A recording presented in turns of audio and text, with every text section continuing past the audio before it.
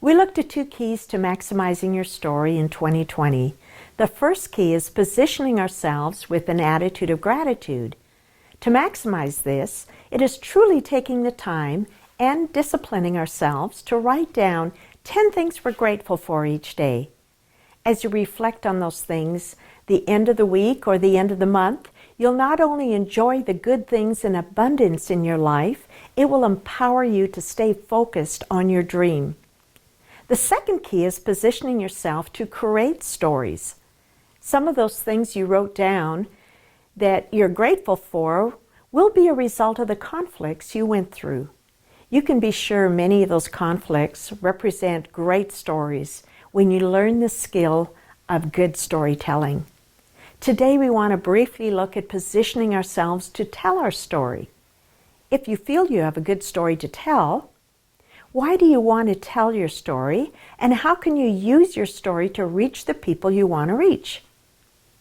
Tom was a financial planner who wanted to be the kind of person who could stop the casual communication in a room when he entered. He knew that if he could make that kind of impact with coworkers, he could make that kind of impact with clients. He also realized that the same skill of impact could be used at home to influence his teenage sons. What Tom didn't know was that he was already impacting his coworkers and his teenage sons, but it wasn't always in a positive way. Within a few weeks, he walked into the coaching session with a big smile. He chuckled as he told me, "My teenage sons are now checking my calendar and reminding me to attend my weekly coaching appointment." His elevated confidence not only made a difference at home, but resulted in a significant difference in his job as a financial planner. As Tom began to have fun telling stories, he found to his delight that he was bringing in more clients.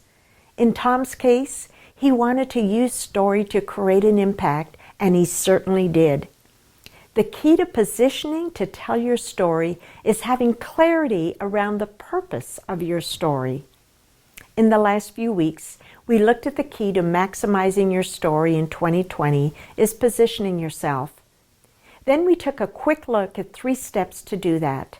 The first step is finding your story, the second step is creating your story, and the third step is positioning yourself to tell your story, which has to do with having a clear purpose.